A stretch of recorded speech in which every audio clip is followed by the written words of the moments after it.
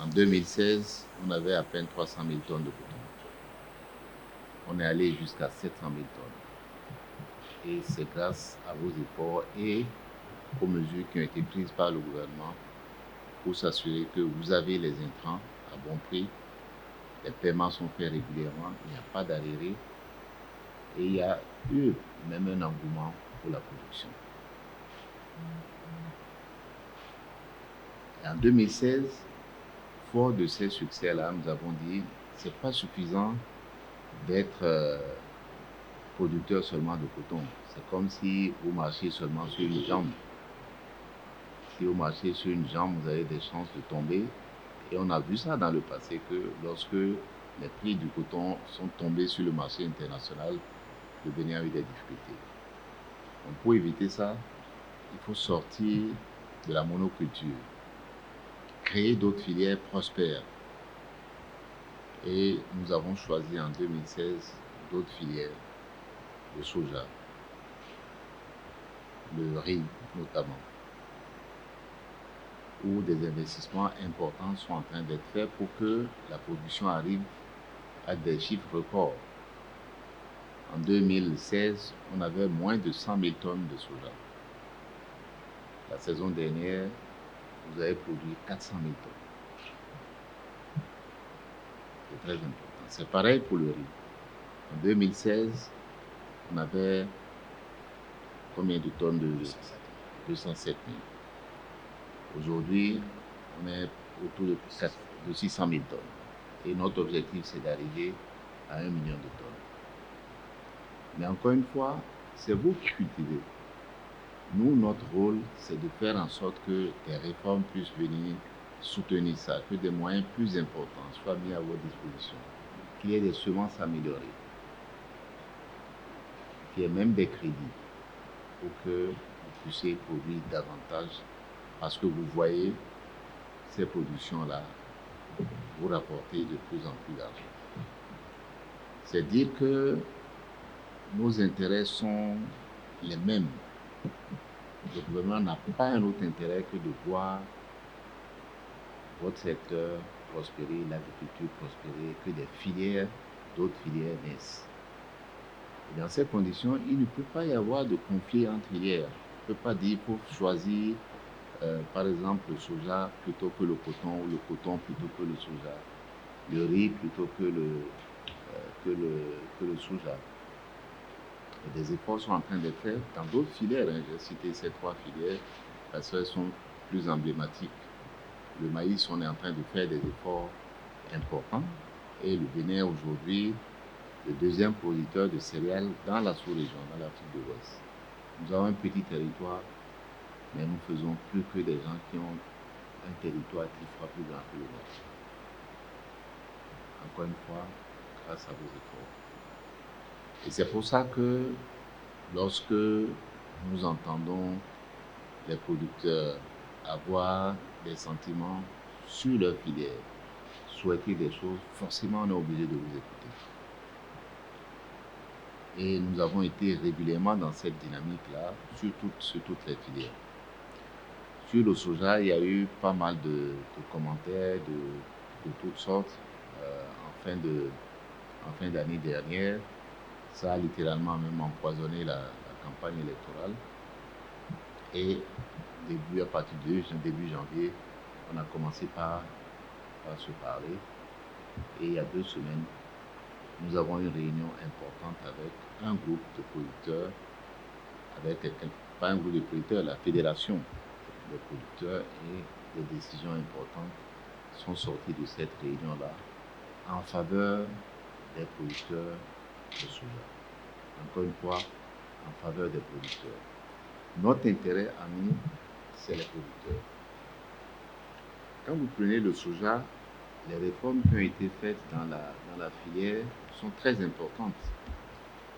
Nous avons fait en 7 ans dans la filière du soja ce qu'on a mis des dizaines d'années à faire dans la filière coton. Quand on dit qu'il faut produire des volumes importants et les transformer sur le plan local, c'est ce qu'on a fait dans le coton. Personne ne vend ses graines de coton à l'étranger. ni à l'international, ni dans les pays voisins. Parce que tout est transformé ici par les éleveurs. C'est ce que nous voulons faire avec le soja. Parce que qu'est-ce que ça nous donne? Ça nous donne une valeur ajoutée plus grande. Nous pouvons, en produisant, en vendant des fibres, ça nous rapporte beaucoup plus que de vendre du coton graine. De la même manière, si on vend de la farine de soja ou des produits transformés de soja, ça va nous rapporter plus que les graines de soja que nous produisons. Et en plus, et c'est l'autre avantage très important, nos jeunes vont avoir du travail. Parce qu'il faut transformer dans des usines.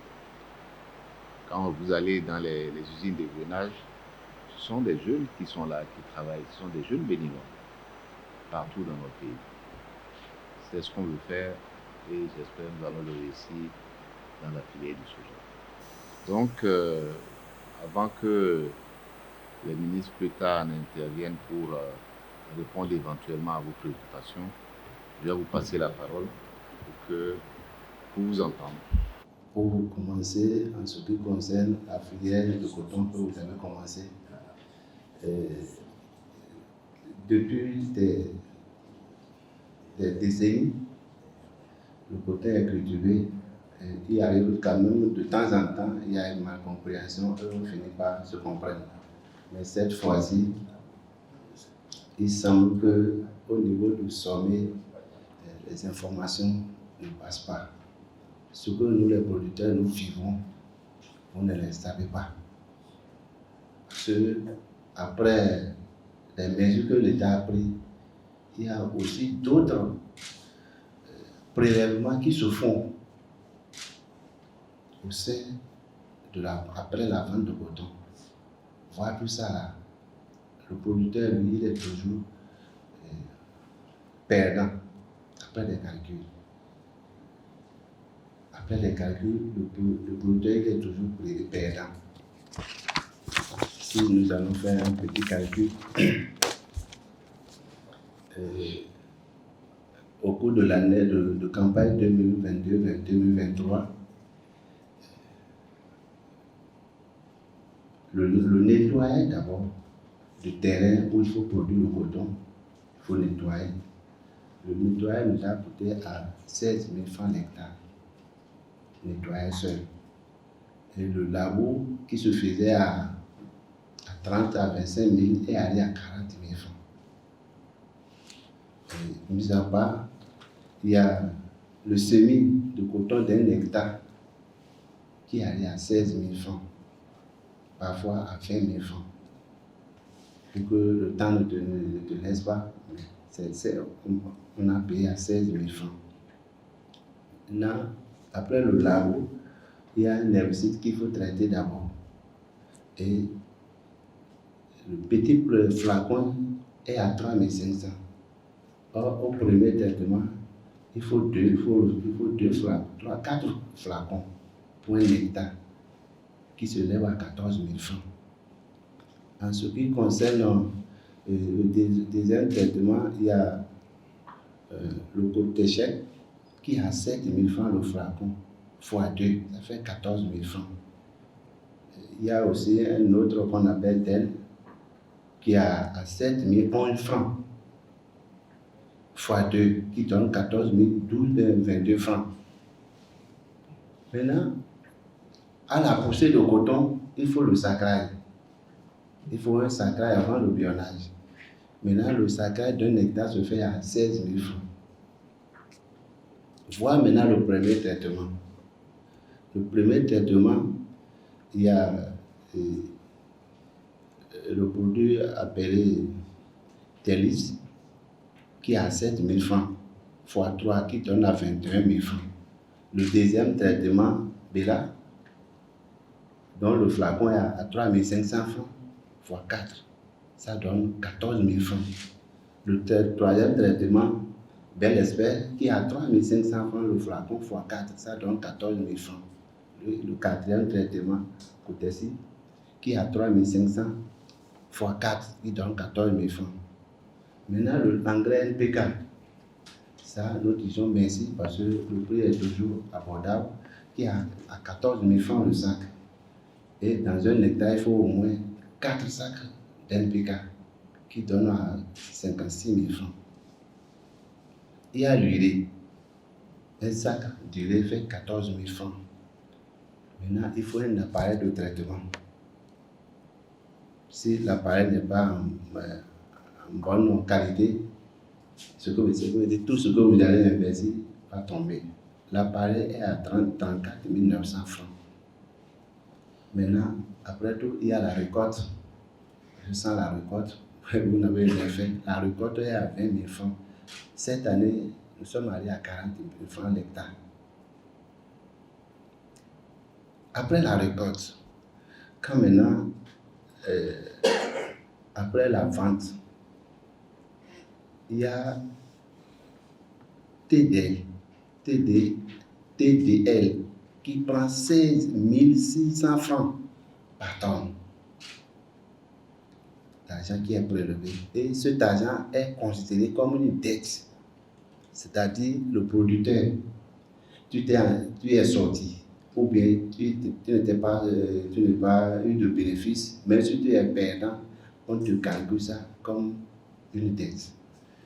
Il y a une association CVPC.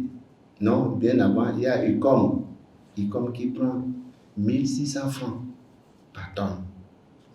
Il y a le CVPC qui prend 800 francs.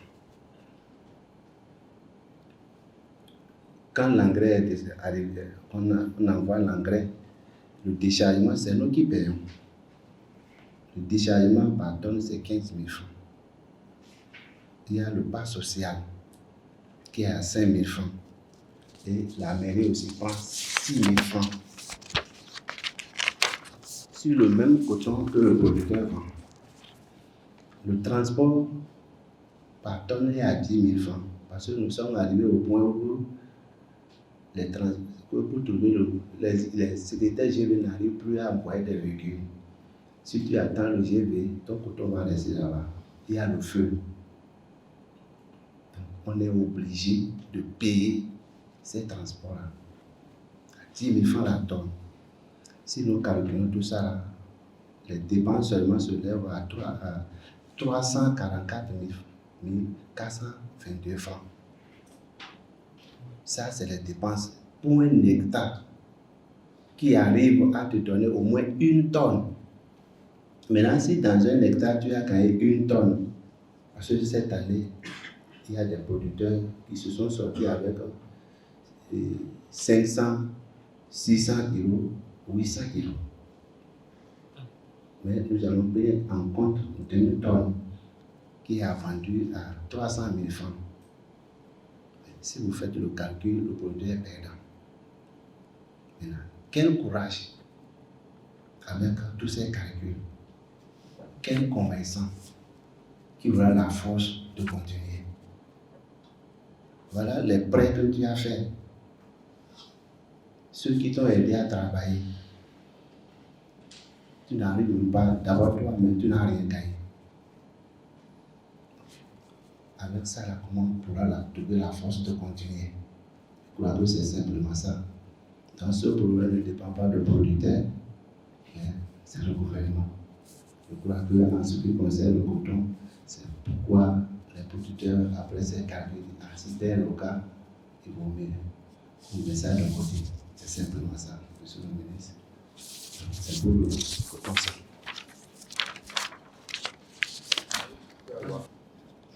Également aussi le soja, les mêmes dépenses. Mais pour le soja, c'est moins. Seulement, c'est le nettoyage, le lavou. C'est là qu'on dépense beaucoup. Là, en ce qui concerne la semence aussi, parce que les semences, entre-temps, on nous vendait à 800 francs. Aujourd'hui, l'année 2022, c'est à 1000 francs qu'on a pris ça. Dans un hectare, il faut 25 kilos pour un hectare. Donc, ce qui fait 1000 francs fois 25 qui nous donne 25 000 francs. Et le prix de semis d'un hectare, cette année, c'est à 20 000 francs que les manœuvres nous ont pris. Maintenant, des années antérieures, il y avait l'herbicide qu'on trouvait, on payait à 2200, 2000 francs. L'année en 2022, nous avons acheté ces produits-là à 5000 francs. Et dans un hectare, il faut au moins, si c'est l'herbicide Kalash, il faut au moins 3 bidons qui donnent 15 000 francs. Le soja Faba, il y a des années, quand c'était arrivé, on a pris ça à 4 000. Mais cette année, c'est allé jusqu'à 13 000. 13 000 maintenant, fois 2, qui nous donne 26 000. Et comme nos sols ne sont plus bons, ils sont habitués aux engrais. Parfois, d'autres ont mis de l'engrais. Dans un hectare, d'autres ont mis 3 sacs d'engrais. Et les engrais qui sont vendus à 18 000 francs, fois 3 quarts, ça donne 54 000 francs. Engrais urée, 18 000. D'autres ont vendu ça dans des choses à 20 000 cette année. Maintenant, il y a le déracinage. Le déracinage d'un hectare de soja qui est à 25 000 francs. Donc, le déracinage qui est à 16 000 francs. Bien sûr, qui est à 16 000 francs. Maintenant, le décortiquage, c'était à 2 000 francs. Cette année, c'est allé à 2 500. Le sac, c'est allé à 2 500 le sac. Maintenant, nous allons faire une estimation. Comme la pluie n'a pas été bonne cette année, il y a certains producteurs dans un hectare qui ont gagné 5 sacs de soja.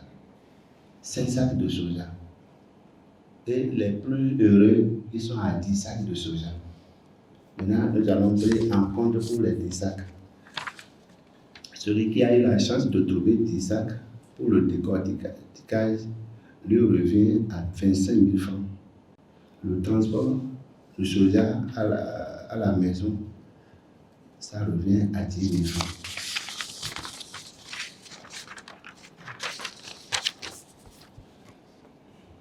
Maintenant, si nous calculons les dépenses d'un hectare de soja, les dépenses se lèvent à 232 000 francs. 232 000 francs. Maintenant, cette année, le gouvernement, je répète, je dis le gouvernement, parce qu'en tout temps, monsieur le ministre a dit que c'est avec les producteurs qui s'assoient pour fixer le prix plancher. Bon, nous, on n'était pas convaincus. C'est pourquoi je dis le gouvernement. Le gouvernement a donné le prix plancher à 190 francs. Donc, le sac de 100 kg se trouve à 19 000 francs. Fois 10 maintenant, ça donne 190 000 francs. Voilà, les dépenses sont à 232 000 francs, monsieur le ministre. Le producteur se trouve endetté avec tout ce problème. Quel courage que le producteur aura pour continuer. Je crois que peut-être si dans les zones ou dans nos propos, vous attendez que nous allons retourner à la ville seulement, c'est des raisons. Donc si cela va être établi, je crois que cela dépend du gouvernement. Monsieur le ministre du Marais, il a d'abord. Vous savez, les prix pour le coton sont fixés par les producteurs et les éleveurs, n'est-ce pas? C'est pas le gouvernement qui fixe les prix. Le gouvernement homologue les prix. Vous discutez entre vous.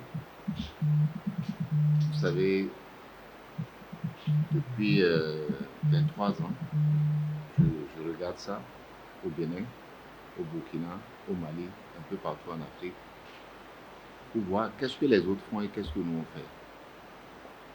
Avant, donc il y a 23 ans, 25 ans, c'est le gouvernement qui fixait les prix.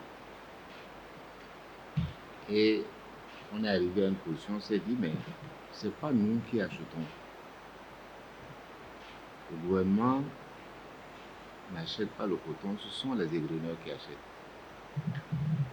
N'est-ce pas? Donc on s'est dit, comme pour le soja récemment, l'anacarde, pourquoi, alors que vous n'achetez pas, pourquoi vous allez fixer le prix? Par contre, si vous êtes arbitre, nous sommes dans une société où le gouvernement normalement est l'arbitre entre les plus forts et les plus faibles, n'est-ce pas? Si vous avez un problème, vous allez à la police, c'est l'État qui est là. Vous allez à la justice, l'État qui est là. Vous allez au trésor, c'est l'État qui est là. Parce que l'État peut arbitrer entre ceux qui veulent vous taquiner et vous-même. C'est peut-être vous qui avez raison, mais c'est peut-être les autres qui ont raison. Et sur les prix, c'est ce que nous faisons. Nous avons depuis plus de près de 20 ans maintenant dit, vous les producteurs, asseyez-vous et discutez les prix. Si vous attendez bien, barca. Mais si vous ne vous entendez pas, le gouvernement intervient et dit, ah, attention, compte tenu des informations que moi j'ai sur le marché international, voilà le prix qui serait le meilleur. Si ce prix-là n'est pas possible pour une quelconque raison, si on peut, on intervient et on dit, voilà ce que nous allons faire pour que ce prix-là puisse être appliqué. S'il faut donner des faveurs aux égreneurs, on le leur donne. Si on peut donner des faveurs aux producteurs, on le leur donne. Vous savez, l'année dernière, quand on a fixé le prix des engrais NPK à 14 000 francs, c'est pas pour une autre raison. Cet engrais-là, il est revenu à 26 000 francs le sac. 26 000 francs le sac quand on a fait le prix de revient auquel on a acheté. Donc quand on a acheté l'engrais, il nous est revenu à l'État à 26 000 francs le sac. Mais on a dit, si on fait acheter ça aux producteurs à 26 000 francs le sac, ils vont avoir un prix de revient comme ce que vous dites là, qui est inacceptable. Donc nous allons subventionner, nous allons payer la différence entre 26 000 francs et 14 000 francs. Et c'est ce qui a été fait l'année dernière. On va décider bientôt pour l'année qui vient. Et ce sera probablement pas différent. Donc, voilà des choses qu'on fait pour que, d'une manière ou d'une autre, en fixant un prix, au moins vous fixiez le prix entre vous, égreneurs et producteurs, personne ne soit perdant. Alors, ce que vous dites là, vous devez être certain que l'État ne va pas vous encourager à aller produire à un prix qui est supérieur au prix de vente. C'est pas possible. Mais il faut que tout le monde fasse des efforts. Si vous êtes, parce que en tant que producteur, vous avez votre entreprise, c'est ça votre entreprise. Donc, on fait des efforts dans ce cas. Je vais demander peut-être au ministre de l'Agriculture, qui lui a regardé connaît ces chiffres-là au jour le jour, de nous dire ce qu'il en pense, le ministre. Le sens de négociation, le sens de dialogue que vous entamez aujourd'hui peut nous aider davantage à sortir des difficultés et à nous retrouver dans un bloc pour discuter. J'ai la faiblesse de vous dire que j'ai accompagné le mouvement paysan au Bénin et en Afrique de l'Ouest pour aller vers les négociations du prix de coton grève. Et ça, c'est sur base de comptes d'exploitation, l'exercice que vous êtes en train de faire maintenant. Et au Bénin, dans les années 90, ça a été la bagarre entre l'administration qui achetait même le coton avec la Sonapra et les producteurs. La négociation, c'est sur la vérité des prix. Et cette vérité est connue. Aujourd'hui, vous avez énoncé pas mal de points de dépenses qui peut-être sont venus pour renchérir le coût.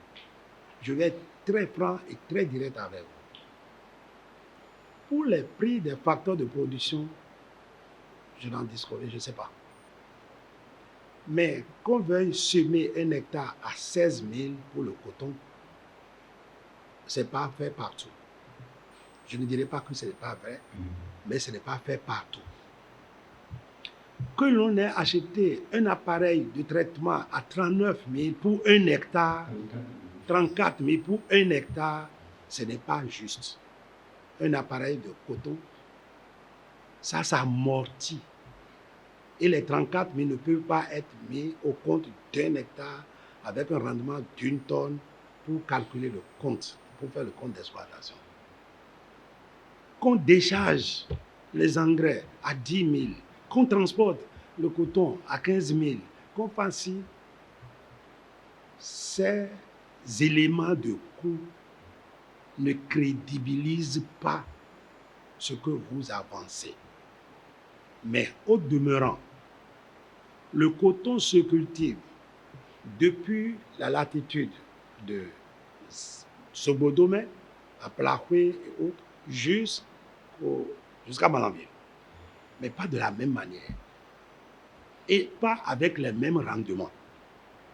De sorte que quand nous voulons établir le compte d'exploitation du coton, on prend la zone sud, par exemple. Et, qu'on le veuille ou non, leurs rendements sont limités. Les investissements sont connus et on calcule. On prend la zone centre, celle de Tchaoro, Basila et Bembereke jusqu'à un niveau donné, et on calcule. Et on prend la zone sèche, la zone de Kandi, de Banikwara, Malanville et Karimama, et on fait ce compte-là aussi à part. Au plan national, on fait une simulation pour modérer les 3 niveaux et arrêter un niveau moyen. C'est la méthode, ça. Quand on arrête ce niveau moyen, celui qui est dans la zone sud est parfois perdant. Ou non, peut-être il gagne par... Non, il est perdant parce que son rendement est tout bas. L'autre qui est dans la zone nord, où on peut même faire les 2 tonnes en moyenne, il gagne certaines choses. Mais il y a une compensation technique que l'on fait. Et c'est ça qui fait la moyenne nationale. Le prix que vous avez avancé de 340 000 par hectare pour le coton me paraît élevé. N'empêche, c'est votre plein droit et nous sommes en négociation pour le tirer. Un peu comme l'a dit le ministre d'État, ce n'est pas entre producteurs et gouvernement que le prix du coton se discute. Il est discuté entre producteurs et l'acheteur de coton graine qui est l'ensemble des égreneurs. Mais quand vous discutez, nous parrainons un peu le ministère du Commerce et le ministère de l'Agriculture avec nos techniciens pour voir les arbitrages à faire. Une fois que c'est fait et que ça vient, le gouvernement regarde si le paysan est perdant dans cette affaire.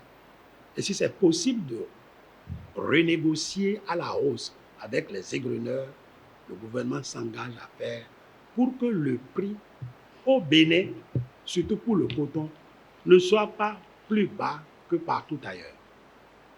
Et tout est aussi fonction de l'embellir ou non du marché. Lorsque c'est convenu avec ces familles, on apporte au conseil et le gouvernement fait l'homologation du prix. Il ne fixe pas, il homologue le prix. Il est d'accord sur ce qui est convenu entre les 2 parties. Mais vous ne pouvez pas avoir la même chose sur le cajou, sur le soja, sur le riz ou autre. Pourquoi? Parce que le coton est vendu dans un seul circuit. Vous avez vu? C'est un seul circuit de vente. Et le coton graines plutôt, ne sortent pas du Bénin. Mais si on prend le soja, si on prend le cajou ou autre, vous pouvez avoir plusieurs vendeurs. Vous pouvez avoir plusieurs acheteurs plutôt, plusieurs acheteurs. Et le circuit n'est pas contrôlé. À ce niveau-là, prendre des engagements de soutenir le pays, ça pose un problème. N'empêche, pour produire, l'État facilite la production de toutes les spéculations. En jouant sur les semences, pour pouvoir les placer à prix réduit, on n'a jamais placé, d'ailleurs la semence de coton est gratuite, mais pour toutes les autres semences, soja, maïs et autres, ce n'est jamais le prix de la semence que le paysan paye. Pour faciliter la préparation du sol, l'État fait importer par la société Sonama et autres le matériel et vous les cède à moitié prix presque. Il y a une subvention importante là. Je suis d'accord avec vous quand vous dites que les prix de prestation ont changé. C'est normal. Si on laissait acheter le tracteur au vrai prix, ce n'est pas ce que nous allons obtenir. Pourquoi? Avant, au moment où c'est 25 000 francs l'hectare et qu'on n'avait pas Covid, le transport ne coûtait pas cher pour les gens. Avec Covid, ce qu'on transportait à 100 francs, c'est pratiquement à 500 francs qu'on a commencé à transporter. Ce n'est pas l'État, c'est les opérateurs qui le font. Donc, ils augmentent les prix. Avec la guerre Ukraine-Russie, où l'engrais qui se fabrique par ces pays-là, on n'a pas, les prix aussi ont grimpé. C'est par rapport à tout ça que l'État est intervenu pour baisser les prix afin que les prestations aujourd'hui ne coûtent pas trop cher pour le paysan. C'est 40 000, c'est parfois 45 000. Pour le riz, c'est même 50 000 par endroit parce que les sols sont plus lourds pour les tracteurs. Et ça se casse vite. Donc, sur cette question-là aussi, on a pu apporter ce qu'il faut. Si vous restez organisé, il est encore possible d'administrer d'autres facilités en termes de récolte de soja, par exemple. Au lieu d'arracher, comme vous avez dit, et le soja, il vaut mieux ne pas l'arracher. Il faut couper. Moi, je profite en tant qu'agronome pour parler. On n'arrache pas. Parce que la racine, là, c'est là où il y a l'engrais que la plante a pu puiser de l'air. Il faut couper. Et pour couper, ce n'est pas facile. Il faut une machette pour le faire. Nous avons refusé que les paysans se groupent pour faire ces travaux-là. C'est pourquoi il y a les équipements maintenant pour faucher, mettre en ligne, et puis aussi faire le battage et le vannage. Mais ces équipements, on ne peut pas donner à chaque paysan. On peut mettre ça à la disposition des groupements de paysans. Et c'est pourquoi beaucoup de groupements bénéficient de ces facilités-là. Monsieur le ministre d'État, sur la question des coûts, je pense que, bon, on a dû gonfler un peu. Mais quand je prends le cas du soja, qui est tout dernier, tout pratique,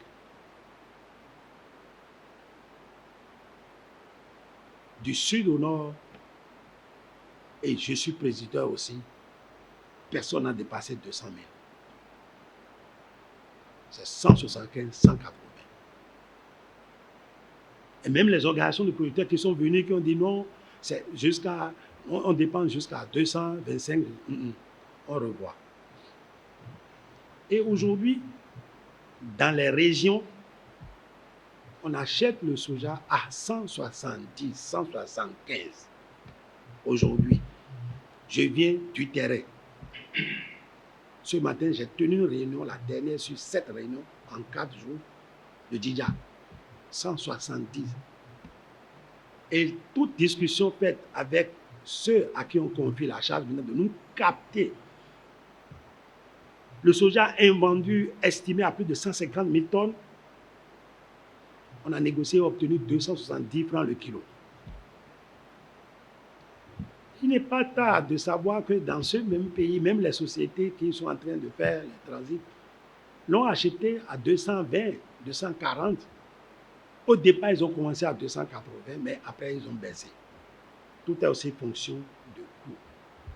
Monsieur le ministre d'État, pour faire simple, au moment où nous avons fait venir les Chinois ici, pour regarder nos exploitations, voir la qualité de notre soja, les douaniers chinois, et ils ont vu, ils ont dit le soja là est bon. Au même moment où ils discutaient avec nous, ils ont discuté avec l'Éthiopie. Aujourd'hui, l'Éthiopie a fait plus de 800 000 tonnes de soja. Au moment où nous, on est à 400 000 tonnes. Si je prends la carte de l'Afrique comme ça et que le Bénin est ici, là, l'Éthiopie est de ce côté, la Chine est là. Vous chargez un bateau ici, aujourd'hui ça fait 45 jours pour aller en Chine. Vous chargez un bateau en Éthiopie, 15 jours c'est là-bas. Entre nous deux là, qui vont choisir le plus proche? C'est d'abord l'un de nos problèmes. Le second problème, la question des redevances. Vous n'avez pas dit, je vais profiter pour dire.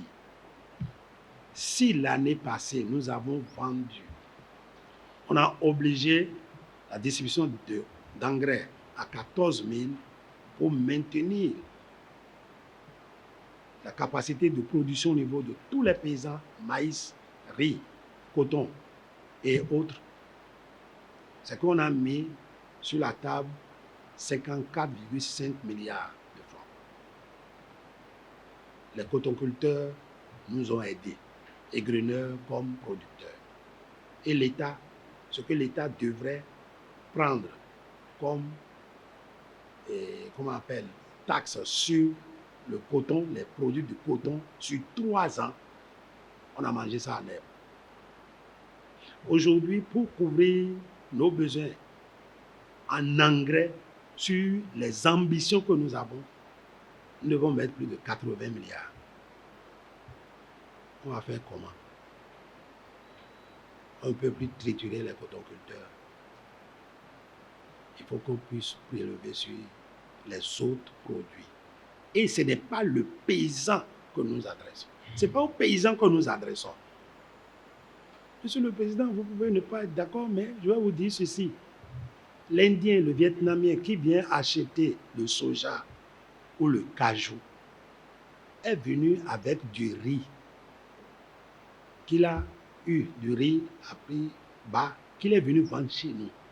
Il a gagné de l'argent. Il a gardé cet argent pour repartir là-bas avec nos produits. Les matières premières. Lorsqu'il arrive là-bas, au-delà du prix auquel il vend, c'est que lui, on lui paye une prime pour avoir apporté de la matière première afin de tourner les usines de l'Inde et du Vietnam et faire travailler les Vietnamiens et les Indiens. Sur cette prime, sur le bénéfice qu'ils gagnent en revendant notre produit, on dit donne-nous une partie pour qu'on garantisse la production sur plusieurs années. Tout le secret de la chose est là. Deuxièmement, si vous voulez faire la transaction, passez par le port. Là, c'est ouvert, c'est clair, on se connaît. Mais si vous passez par la route, c'est là-bas où il y a les tchoukou-tchoukou. C'est là-bas où il y a tout ce qu'on peut faire qu'on combine. Nous ne voulons pas. Mais regardez vos efforts, nos efforts qu'on a fait aujourd'hui ici. C'est le voisin de l'Ouest qui est devenu meilleur producteur de soja. Il a quel territoire pour faire plus de soja que le Bénin? Pour nous dépasser, il a quel territoire? C'est toute la question. C'est pourquoi je voudrais un peu de compréhension et de clairvoyance dans ce que nous demandons, ce que nous défendons. Si c'est soutenable, ça va être soutenu, on va pouvoir travailler. Maintenant, excusez-moi beaucoup, votre organisation, c'est Soutebo Berewen. Donnons de la valeur à la roue. Je vous respecte. J'ai commencé à travailler en pays bâtonnier, à Kouandé. Après Après le ministère en 83, je suis allé en 84 à Kouandé. Je suis resté dans la zone. Mais l'image du paysan à la roue, à la main, sera effacée. Ce n'est plus l'image du paysan béninois. L'image du paysan béninois, c'est celui qui a tracteur, c'est celui qui a motoculteur, c'est ce qui veut encore avoir la culture atelier, tout en respectant l'esprit. Je veux que nous comprenions où nous voulons aller maintenant. L'agriculture du Bénin a deux défis majeurs. On va produire qualité et quantité par rapport aux possibilités de chaque région, les cultures qui marchent le mieux. Mais deuxièmement, nous allons transformer ici notre production et créer les valeurs ajoutées. Moi, je suis de Djougou. Mais je voyage un peu partout dans le Bénin. Je ne sais pas, de 2011 à 2016, tous les 6 mois, j'étais à Banikora. J'étais à Niki tous les 6 mois. J'ai parcouru toutes ces zones-là. Et avant, dans le cadre de mes autres fonctions, j'ai traversé tout le Bénin. Et ce qui m'amusait, quand je regardais, j'allais dans le Boagou à Libouri, et après j'allais dans la Takora Donga, je regardais l'habitat des gens. Et je pouvais dire, même les yeux fermés, quand je sombre dans la voiture, j'ouvre dans les yeux, je peux dire là où je suis, rien qu'en regardant les habitants. Ça, c'est le coton. Parce que dans les zones de production de coton, les paysans se sont enrichis et leur niveau de vie là s'est amélioré par rapport aux autres.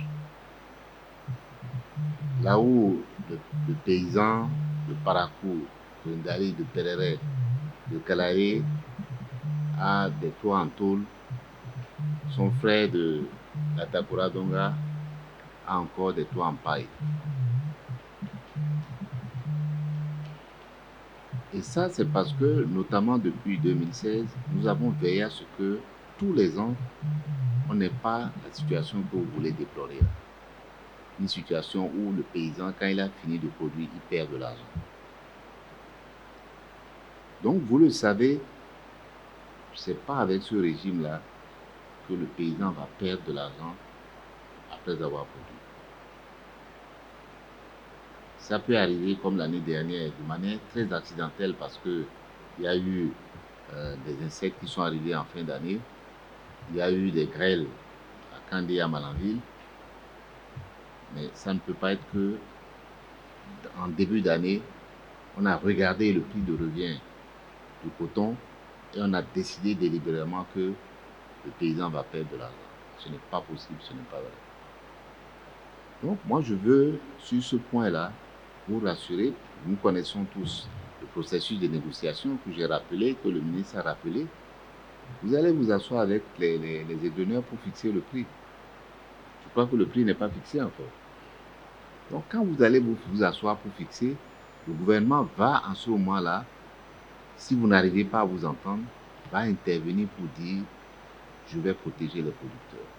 Moi, je suis venu pour vous donner, le ministre des Finances est là, pour vous donner la garantie que nous n'allons pas laisser tomber les producteurs. Nous ne pouvons pas. Parce que nous ne voulons pas. Nous sommes arrivés à 700 000 tonnes. On veut aller à 1 million de tonnes rapidement. Si une seule année, tous les paysans qui ont produit du coton du nord au sud perdent de l'argent, personne ne viendra. Vous n'avez même pas besoin d'aller à la télévision pour dire on ne va pas produire de coton. Les gens ne vont pas produire de coton. Donc moi, je veux vous donner cette assurance-là. Et cette assurance-là, elle est basée sur le travail qu'on a fait il y a 2 semaines avec les gens de la fédération qui sont là. Parce que eux aussi, ils sont venus avec un tableau comme ça, n'est-ce pas? Ils ont dit, voilà, le soja, voilà combien il va coûter. C'est vrai que leur chiffre est différent du vôtre. Moi, j'avais fait un tableau comme ça aussi. Mon chiffre était plus bas.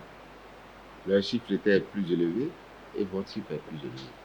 Mais même avec votre chiffre-là, quand vous prenez 270 francs le kilo, le paysan ne perd pas de l'argent. Là, vous avez calculé avec 190 francs. C'est normal. Mais aujourd'hui, à Niki, à Parakou, et même, je crois qu'on a ouvert un bureau à Kalalé. Ils vont ouvrir un bureau à Kalalé pour acheter à Kalalé. Il y a un bureau, je crois, à Kérou. Il y a un bureau à Ouassa, Teunko. Il y a un bureau à Djougou. Il y a un bureau à Bassila. Donc, le plus proche de vous, vous avez des bureaux où vous pouvez aller déposer. Donc, il y aura moins de frais de transport. Et je pense même que si vous ajoutez ces frais de transfert, frais d'approche là à Cotonou, littéralement, on vous rachète le prix de kilo de soja ici à plus de 300 francs le kilo. Donc, même sur la base des prix que vous avez ici, le paysan n'est pas perdant. Il n'y a pas un déficit ici, sur le soja. Hein. Donc, la discussion que nous avons, elle est sur le coton seulement.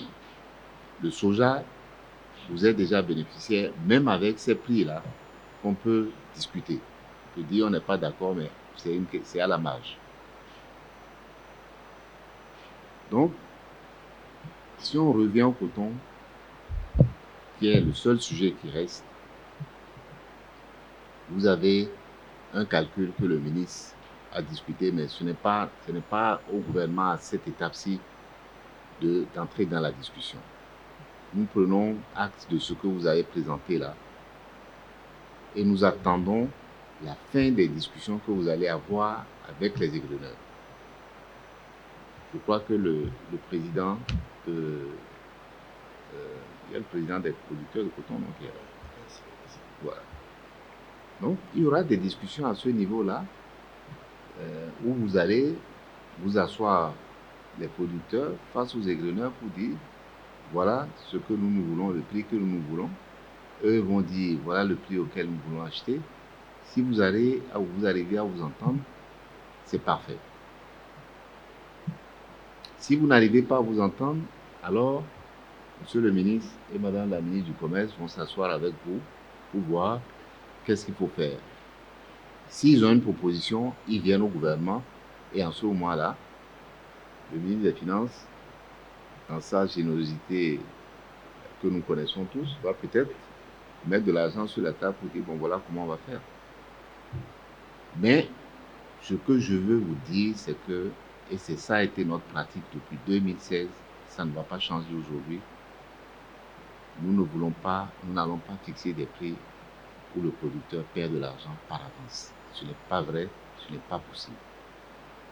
Donc vous pouvez rentrer avec ça et dire à vos mandants, à vos autres camarades que vous avez une certaine assurance que l'inquiétude que vous avez que vous allez finir l'année en perdant de l'argent, elle n'a pas de raison d'être.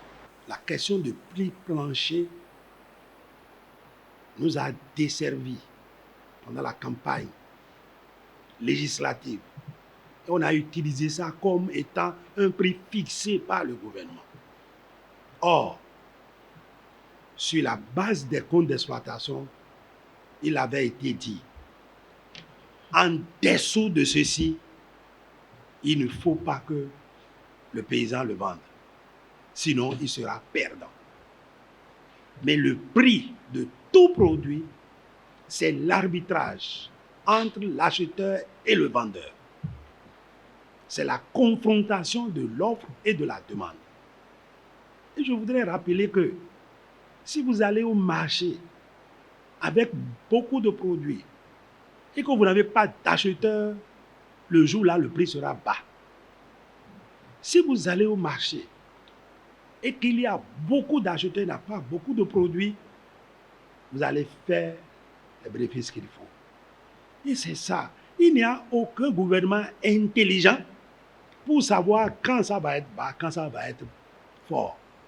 C'est aux paysans de le faire. Mieux, aujourd'hui, on n'a jamais fixé de prix plancher pour le maïs, ni pour l'igname, ni pour le gari. Et ça coule. C'est pour cela que, pour que les politiciens n'utilisent pas cette affaire encore contre le gouvernement, dire on ne parle plus de prix plancher. Gérez vous-même. Maintenant, si en tant que producteur, vous avez vu que les commerçants véreux, qui cherchent seulement leur profit, sont en train maintenant de vous corriger, que vous demandez qu'on se revoie pour discuter là-dessus. C'est à la demande du producteur que l'État pourrait encore faire des actions dans ce domaine-là. Ça, c'est un. Deuxièmement, il y a des taxes que le gouvernement ne connaît pas. Si vous avez décidé de payer une taxe de développement local, c'est entre vous et votre commune. Et c'est le développement de la commune que vous regardez et ça se négocie entre les producteurs et l'exécutif communal. Ça, par exemple, on va trop s'immiscer. Seulement, si ça va être contraignant pour le paysan au point de lui prendre ça comme un impôt, on va venir pour dire terre ou.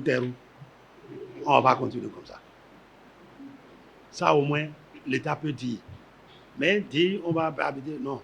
Ce que vous payez à votre groupement, c'est encore une entente au sein du groupement. Nous, on n'a pas entendu. Là où nous sommes là, nous, on n'entend pas ça. C'est vous et votre groupement, pour que votre groupement vive. Et la manière dont vous gérez ces prélèvements, c'est votre affaire interne. Si le ministre d'État, chargé de l'économie et des finances, entend qu'il y a taki là, on va envoyer les inspecteurs, on va fouiller. Celui qui a appris, il va partir là où il ne faut pas aller. Ça là aussi, c'est votre plein droit de faire votre affaire, mais faites ça sans que ça n'ait de problème avec nous. Quand vous débarrassez tout ça de vos comptes d'exploitation, vous-même, vous verrez que c'est plus allégé. Moi, j'ai deux messages. Le premier, je voudrais que vous partiez d'ici avec l'intime conviction que le socle de notre économie, c'est vous. C'est la production agricole et sa transformation qui fera notre richesse. La production agricole et la transformation, c'est ça qui fera notre richesse. Donc, le gouvernement, dans son intégralité, a un profond respect et une grande sensibilité à vos difficultés. Il faut peut-être que des occasions comme ça se multiplient en amont pour qu'on parle, pour qu'on échange. Mais je peux vous assurer que plein d'initiatives sont en cours, sont là, mais que vous ne voyez pas. Mais ces initiatives sont là parce que pour nous, la conviction, elle est claire. La vitalité de la production agricole et la transformation de nos produits, ça c'est le pilier central de notre économie du Bénin, de la richesse que nous avons. En 2022, par exemple, si vous comparez à d'autres pays, et ça c'est mon deuxième message, c'est que parfois quand vous vivez des difficultés qui sont dures, des situations difficiles, mais vous ne savez pas comment auraient été ces difficultés, ces situations, si le gouvernement n'avait pas agi autrement.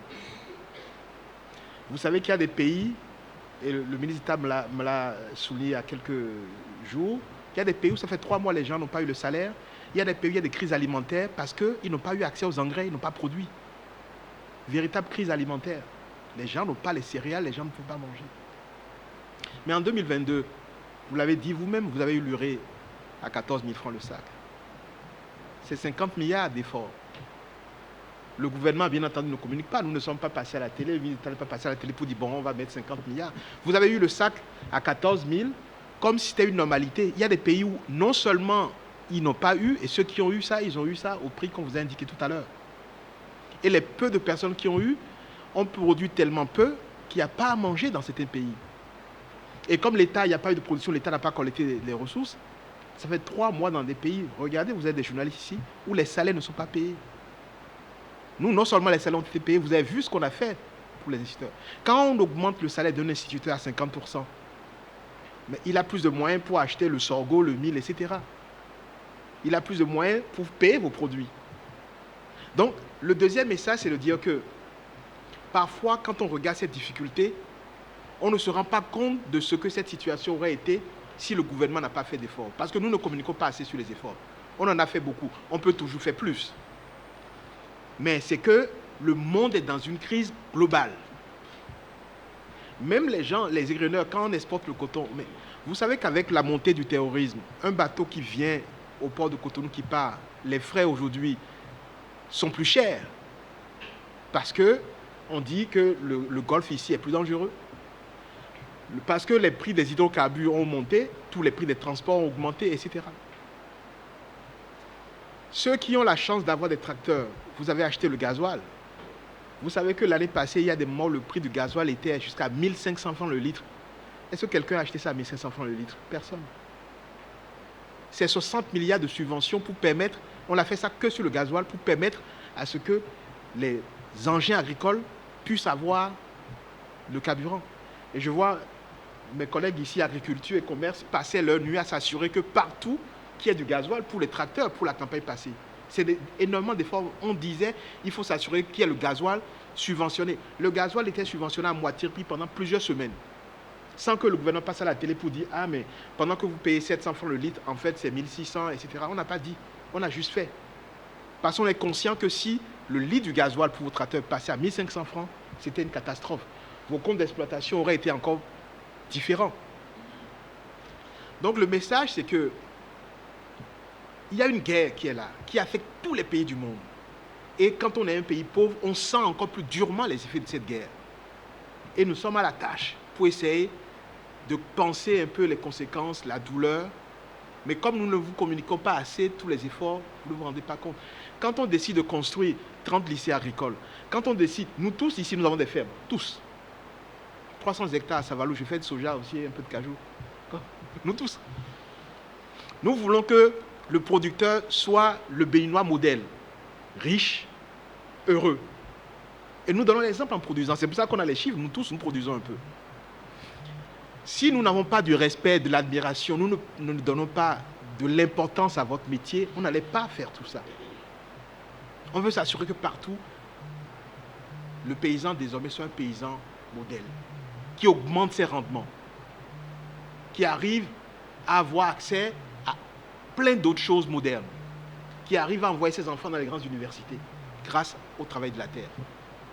Donc, vraiment, je voudrais vous dire toute notre disponibilité et notre soutien, et notre respect pour ce que vous faites. S'il y a eu des mauvaises compréhensions, je pense que la réunion de la semaine passée, qui permet aujourd'hui, si quelqu'un dit soja 270, on a 18 points de vente, on va le payer. Et je suis heureux que les 270 permettent de régler le problème de coût de revient. Même si on prenait vos calculs, c'est correct. Donc, peut-être qu'on aurait dû avoir ces échanges un peu plus tôt. D'accord. Donc, on apprend tous ensemble. On apprend ensemble. C'est pour ça que je disais, parlons-nous, voyons-nous de plus en plus, le plus fréquemment possible. On n'a aucun intérêt à ce que vous souffriez. Mais, on apprend de cette situation pour que, désormais, on se parle, même si c'est tous les mois, qu'on trouve le mécanisme. Vous savez, les réseaux sociaux, les politiciens, le politicien, c'est son métier ici, il peut frotter sur la plaie, il va le faire. Même quand il n'y a pas la plaie, il frotte jusqu'à ce que la plaie naisse. Donc, nous communiquons entre nous pour que vraiment les actions que nous faisons, on vous les explique, vos besoins, nous les comprenions mieux et qu'on vous aide mieux. Mais franchement, partez d'ici en disant que vous avez un gouvernement qui est sensible à vos besoins. Les paysans d'hier avec d'aujourd'hui, ce n'est pas les mêmes. Tu es au champ, tu vas prendre le palmida qui était à 150 francs. Aujourd'hui, c'est à 250 francs. Les soja, l'année passée, ils ont payé ça à 40 000 francs, jusqu'à 45 000, jusqu'à 50 000. Les prix de produits qu'on prend pour laver, les homos, tout est augmenté.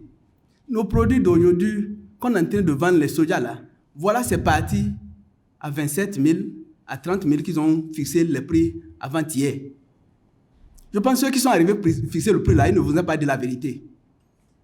Pourquoi je dis ça? C'est les acheteurs qui vendent, ou bien ceux qui ont mis devant de gérer les trucs là, c'est eux qui sont arrivés à donner les prix. Ce n'est pas les vrais producteurs. Notre production principale avant, c'était le coton. Si cela est arrivé, c'est pour nous aider. Personne n'a dit qu'il ne va pas cultiver le coton. Bien le contraire. Si le gouvernement qui est en face nous aide, au niveau des intrants, à rabaisser le prix, nul ne dira jamais je ne ferai pas le coton. Avec l'explication que le ministre de l'Agriculture, le ministre d'État, le ministre des Finances, vous venez de dire, nous avons saisi. Nous avons saisi Mais c'est de retourner à la base, se concerter. On souffre beaucoup. Nous sommes ici devant vous pour demander votre permission de nous faire sortir dans la souffrance. Si on a passé de huile derrière des, comment dire, permettez, Touloum Biromé, Derrière le calebasse. derrière le calebasse, on croit qu'il y a huile dedans, c'est fou. On n'a aucun bénéfice dans nos cultures là. Il faut nous revoir ça. Aujourd'hui, nous producteurs, on est organisés. Ce n'est pas comme hier. Nous sommes organisés. Tel que le ministre des Finances a dit que la porte est ouverte à tout moment, nous aussi, on est prêts pour les négociations à tout moment. Et c'est comme ça, tel que, si vous pouvez me demander tel nombre de quotas, nous sommes prêts à se sacrifier, à se donner. Si vous êtes prêts à nous soutenir aussi. Et il y a encore autre aspect aussi qui agit sur nous. Et FNDA. Au nord, on a de sérieux problèmes. Pour postuler auprès FNDA, on a de sérieux problèmes. Pour demander ça, il faut des protocoles sur protocoles. Ça fait qu'on se décourage, on laisse. Or, c'est ça qui devait nous aider. On va auprès des microfinances. Là où je vous parle, on collabore avec certaines microfinances où aujourd'hui, ils ont peur, cette année, cette campagne-là, de nous aider parce que la campagne écoulée, ça n'a pas été bon et beaucoup de personnes sont endettées. Donc, cette fois-ci, ils ont peur de nous accompagner. Si vous pouvez nous voir cette situation-là, ça va nous faire beaucoup plaisir.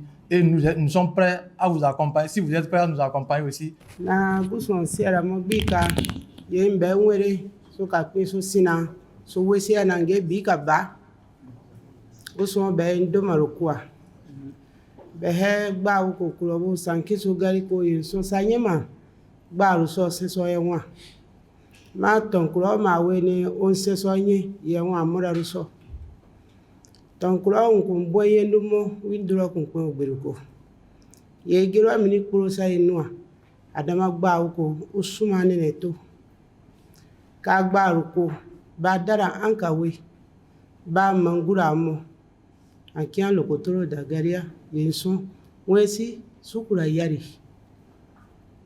ka tin so baka ba gberuko anka ganu gawe won ya mu kuro ka guri aso pa kako ya ndo kuro itona ko nyenu so wa sai mera ya kwanu ko sankira bakaru yenin so sa no giru soa be ngu so akwai ka hummeri amana so ko mi suka wo so ada do bi nyenu gan ka bu ado ya se kuro ka duro ba none ima ka none se dianu wa ma dianu ko wa de me kuro win duro nyina ba de ma nyenu ka ko bansu beru yan ko ko ra mo gba ko kuro on pe mbo yin du mo yenin so ha ki hu be kana ti me nko ipin ye go bi kawa ino sino yango ikara gbara ko wuso ada amama tin kungo ikare maki arungero bako bana hunye yi asanka gbaru mo soko doke susu be hendro be deri kuro baide maye doke ben murun so aso yansia sai bere ba nyina bo sunroko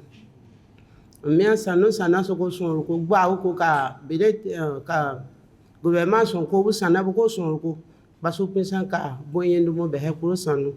Elle a évoqué le cas des femmes. Donc, les femmes souffrent beaucoup avec leur mari dans les champs. Et après les récoltes, quand la saison n'est pas bonne, souvent les femmes ont tendance à quitter leur mari. À part ça, elle a aussi abordé le cas des comptes d'exploitation dont on a parlé tout à l'heure. Et tous les ministres se sont étonnés du fait que, et ont même dit que le compte d'exploitation est trop. Donc il y a des choses qui ont été même omises dedans, c'est-à-dire les activités que les hommes font avec leur famille. Les femmes travaillent au champ, les enfants travaillent également au champ. Tout ça là n'a pas été mis dans les comptes d'exploitation. Mais malgré ça, vous trouvez que c'est trop. Donc selon elle, le compte d'exploitation est encore Ce n'est même pas trop. Ce n'est pas trop. À part ça, elle a aussi abordé le cas des intrants. Donc, le gouvernement et son chef, le président Patrice Talon, essaie de voir donc, comment subventionner encore plus les intrants pour alléger les peines des producteurs. À part ça, quand il y a eu la pandémie tout récemment, donc pratiquement toutes les couches ont reçu des aides de la part de l'État, à part les producteurs. Les artisans en ont eu leur compte. Les fonctionnaires ont eu leur compte, mais les producteurs n'ont rien eu, si ce n'est que l'augmentation des taxes. Donc, elle demande que tout ça là soit revu par les membres de l'administration et le chef de l'État. En écoutant mes parents, j'ai la chair de poule. Ouais, c'est un peu compliqué à un producteur de trouver 700 à l'hectare. Ce n'est pas bon. Or, avec le programme ProSiva, vous savez, l'USCP a son agrément pour faire le conseil agricole. Donc, nous avons plus de 5-6 techniciens dans certaines communes. Si vous prenez Perere, Tchaourou, Parakou, Kalali, Niki, Sinale, Bembereke, Gogounou, Segmana, Banikwara, Savalou, Tidja, un peu partout, nous avons des animateurs. Et qu'est-ce qu'ils font? C'est de former nos parents sur la bonne pratique agricole. Parce que investir 200 000 sur son exploitation et trouver 7 sacs, vraiment, ce n'est pas bon. Nous formons aussi les producteurs sur la gestion économique des exploitations. Si c'est qui faisait des achats calculs, ici, le pourront plus dire, nous faisons ci, nous faisons ça. Et même peut dire, ah, voilà ce que j'ai investi vraiment dans le champ. Aujourd'hui, on est déjà autour de 2100, c'est-à-dire 2 tonnes 100 kilos. Donc, si les parents sont encore à 700, vraiment, ce n'est pas trop bon. Et la troisième chose, au niveau de l'UNCPS, nous avons un mécanisme que nous appelons le CAIG. Achat et crédit, achat intrant groupé. Et c'est tout un ensemble de kits que nous donnons aux producteurs. L'engrais, semences, inoculum, et soja plus que nous donnons aux producteurs. Parce que le producteur n'a pas l'argent pour acheter tout ça là. Donc nous donnons ça là aux producteurs. Et les producteurs, comment ils payent? Ils payent en nature. Au lieu de payer en espèces, c'est qu'ils font des ventes groupées.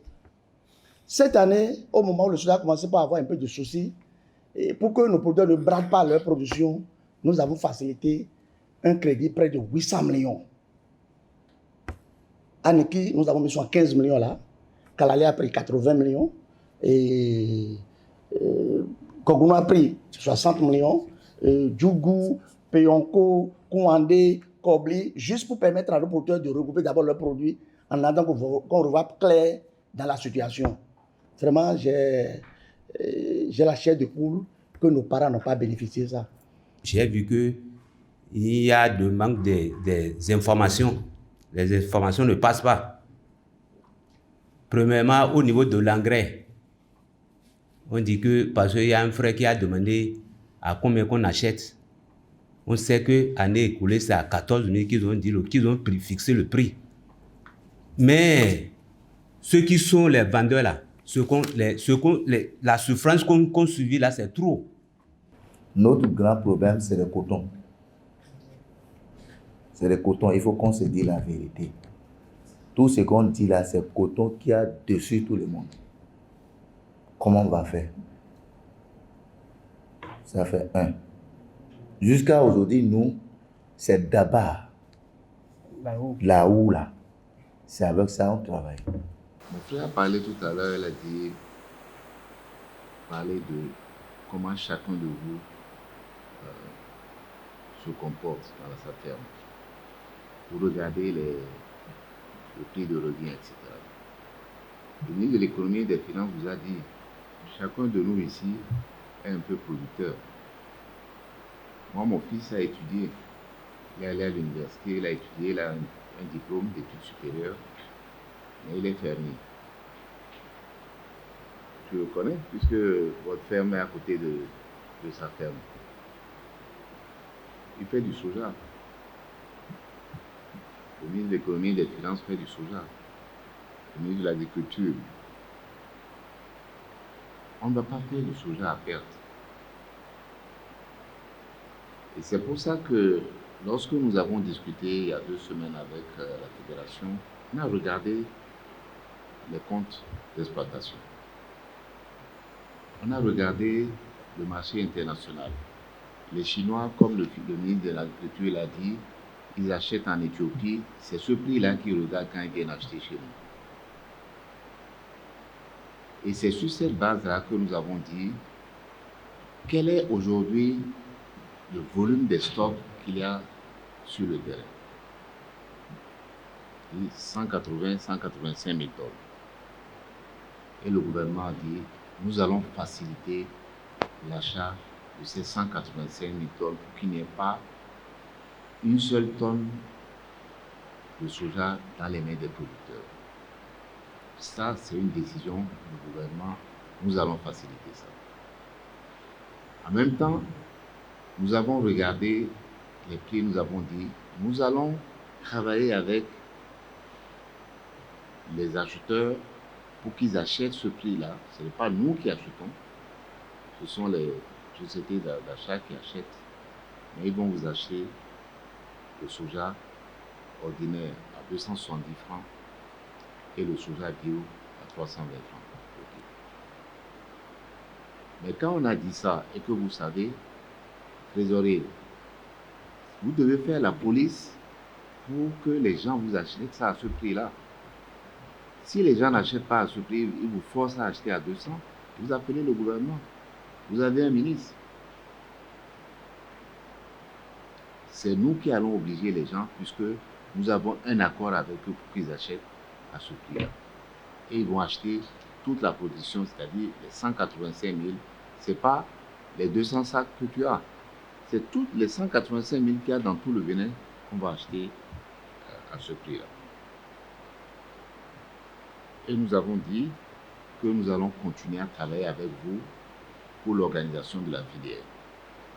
Pour que toutes ces questions de prix de revient, pour ces questions de modernisation, le ministre de l'Agriculture en a parlé tout à l'heure, on va faire en sorte que les paysans ne soient pas obligés de faire tout ça à la main.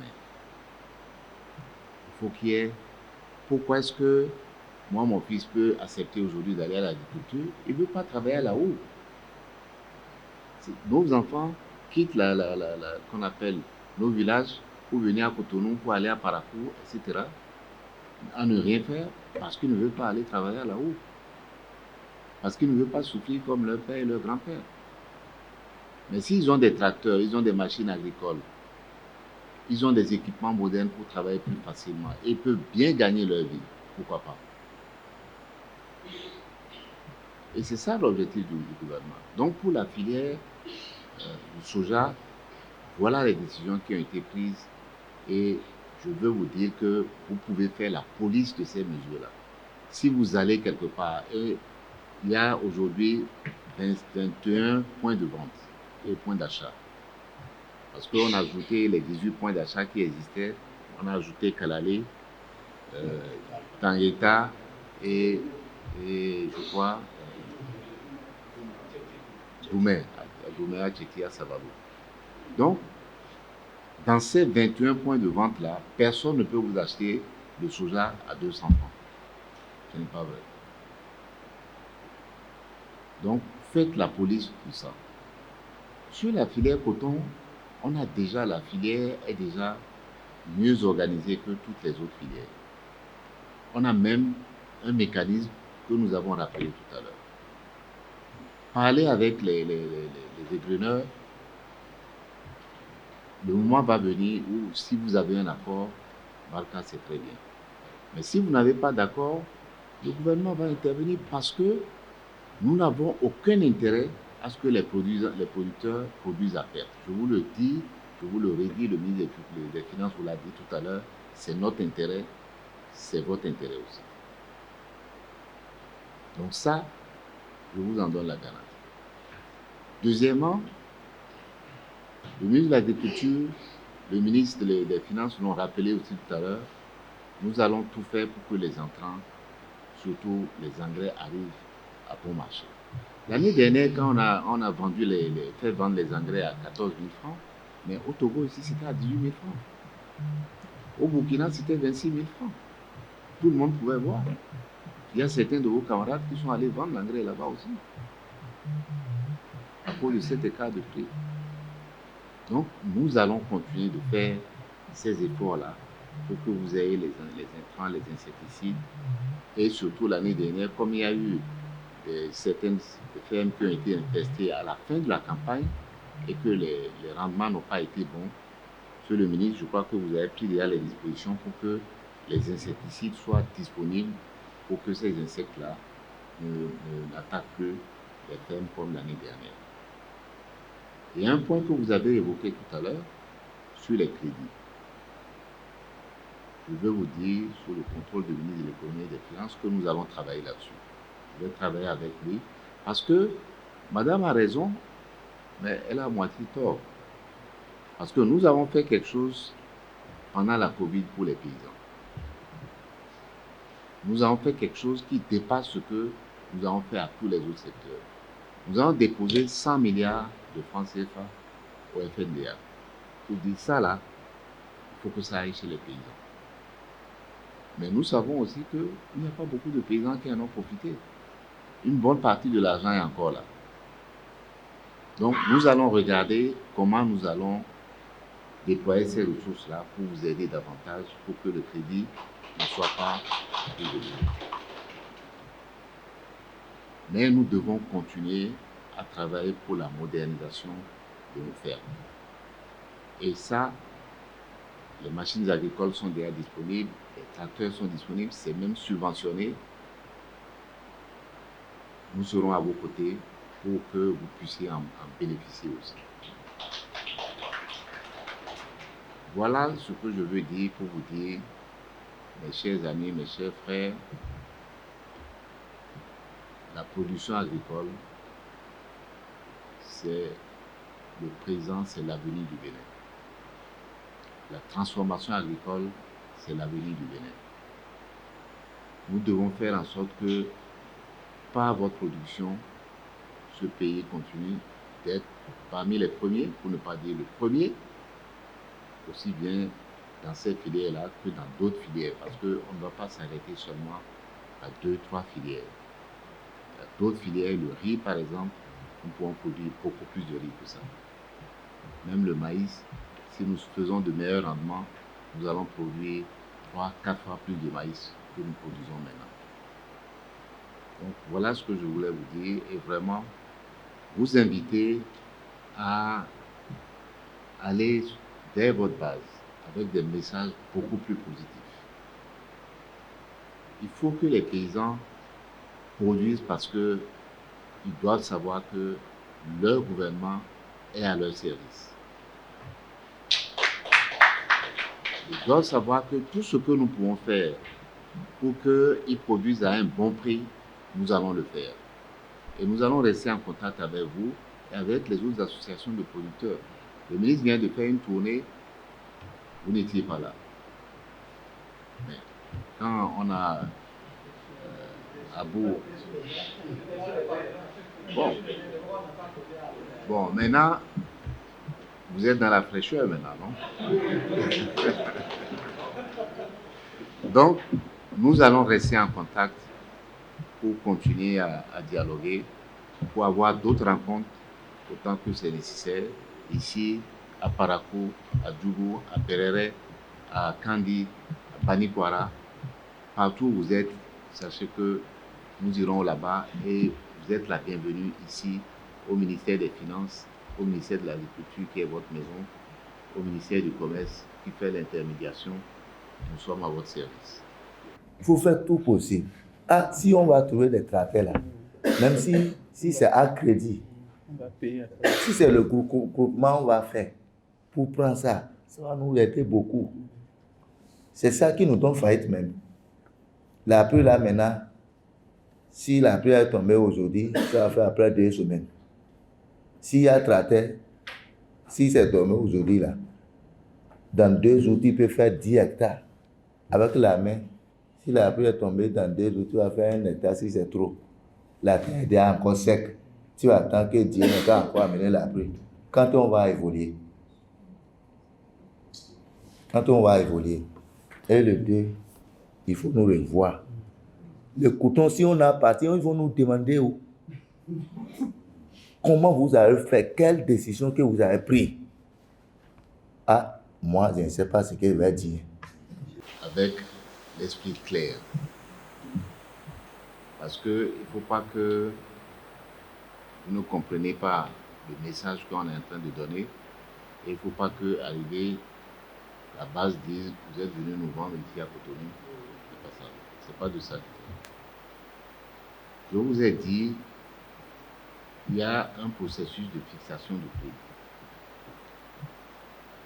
Vous vous asseyez avec les égreneurs pour dire, vous, les producteurs, vous avez dit, je n'ai plus le tableau là, mettons, vous avez dit c'est 300 francs le kilo qu'il nous faut, ou 350. Eux, ils viennent, ils disent, nous on veut acheter à, mettons, 300.